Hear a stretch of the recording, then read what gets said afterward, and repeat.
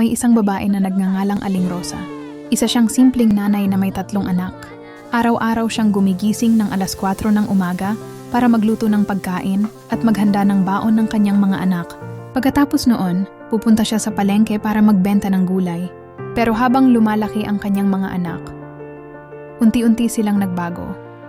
Palagi na silang nagrereklamo. Mama, bakit gulay na naman ang ulam? Wala ka bang ibang luto?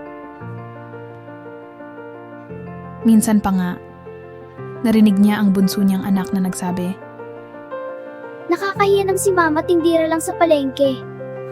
masakit iyon para kay Aling Rosa. Pero ngumiti lang siya at nagpatuloy sa pagtitinda. Lumipas ang maraming taon. Nakatapos sa kolehiyo ang kanyang mga anak, nagkaroon ng magagandang trabaho. Isang araw, nagkaroon ng graduation celebration para sa bunso niyang anak. Sa harap ng maraming tao, tinanong ng host ang bunso, sa lahat ng taong tumulong sa'yo, sino ang gusto mong pasalamatan? Tahimik ang buong venue. Tumayo ang anak niya at lumapit kay Aling Rosa.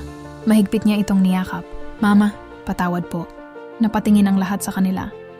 Mama, kung hindi dahil sa inyo, hindi ako makakatapos. Kahit pinapagalitan namin kayo noon, kayo pa rin ang nagtiyaga para sa amin. Unti-unting napaluha si Aling Rosa. Sa unang pagkakataon, narinig niya ang mga salitang matagal na niyang hinihintay. Salamat po, Mama. At doon na-realize ng mga anak niya ang isang bagay. Habang iniisip nilang maliit lang ang ginagawa ng kanilang ina, buong buhay pala nito ang inialay para sa kanila. Minsan, ang mga magulang na tahimik lang, sila ang may pinakamalaking sakripisyo.